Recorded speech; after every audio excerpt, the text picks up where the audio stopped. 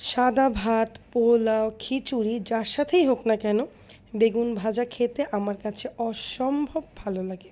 তার উপর যদি নিজেদের গাছের হয় তাহলে তো কোনো কথাই নাই।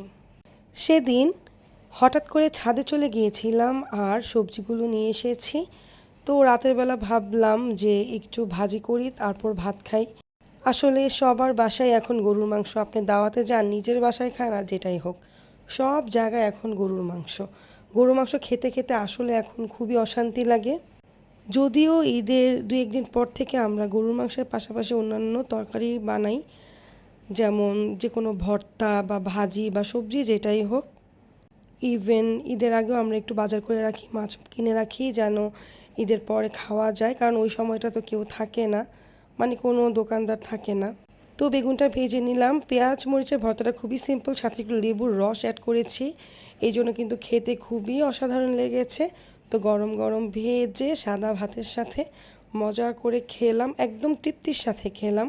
আসলে খাওয়ার চেয়ে খুশিই বেশি লাগে নিজেদের গাছের কিছু হলে।